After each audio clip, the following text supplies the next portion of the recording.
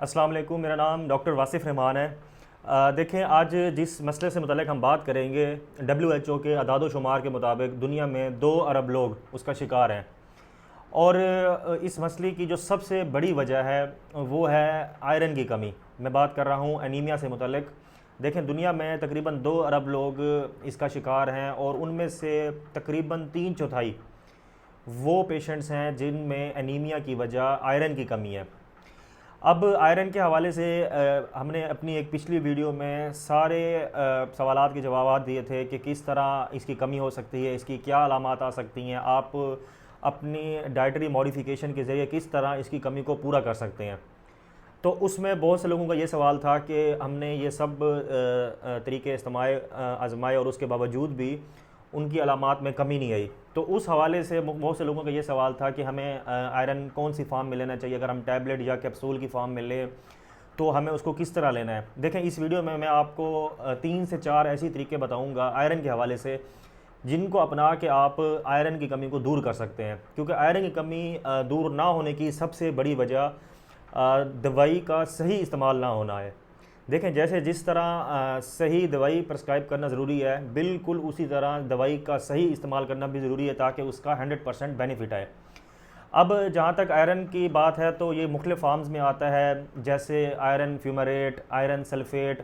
ये वैसे फ़ायरस की फार्म में होता है, फ़ायरस सल्फ़ेट, फ़ायरस फ्यूमरेट, या फिर आयरन पॉलीमाल्टोज़ की फार्म में, और इंजेक्शन में आयरन सक्रोज़ की फार्म में।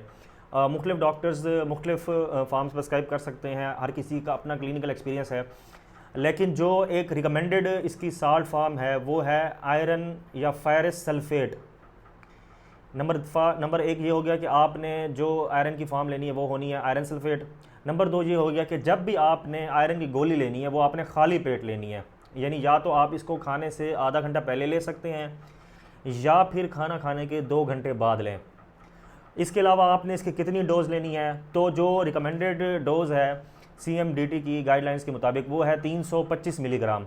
अब मार्केट में ये 150 या 200 मिलीग्राम की टैबलेट्स या कैप्सूल आते हैं, तो आपने डेली 2 टैबलेट्स या 2 कैप्सूल लेने हैं और उन्हें खाली पेट लेना है या खाना खाने के 2 घंटे बाद लेना है, और वो आपने लेने हैं फ़ायरस सल्फ़ेट की फार्म में। मैं फिर से ये बात कहूँगा कि मुख्तलिफ़ डॉक्टर्स की अपनी एक प्रेफरेंस हो सकती है। आपको कोई फ़ायरस फ्यूमरेट का भी कह सकता है, कोई आयरन पॉलीमाल्टोज़ का भी कह सकता है, लेकिन जो रिकमेंडेड इसकी साल्ट है वो है फ़ायरस सल्फ़ेट की।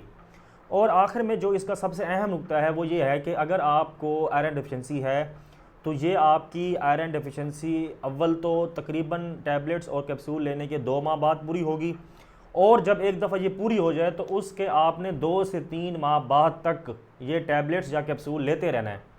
तो इस तरह से आप जाके आयरन डेफिशिएंसी को कम कर सकते हैं। क्योंकि अक्सर लोग इस सिलसिले में यही मिस्टेक कर रहे होते हैं कि वो टैबलेट तो ले रहे होते हैं आयरन की, या तो वो साल्ट सही नहीं ले रहे होते, या वो सही वक्त पे उसको नहीं ले रहे होते, या उसको सही दोहराने के लिए नहीं ले रहे होते। बस इसमें एक चौथा इजाफा है, छोटा सा, वो ये है कि जब अगर आप कोई कैल्शियम का सप्लीमेंट ले रहे हैं तो आपने उसको आयरन की टैबलेट या कैप्सूल के साथ नहीं लेना, क्योंकि कैल्शियम जो है वो आयरन की अब्जॉर्प्शन को कम कर देता है। ये 3 से 4 असूल अपना के आप अपने जिस्म के अंदर आयरन की कमी को पूरा कर सकते हैं।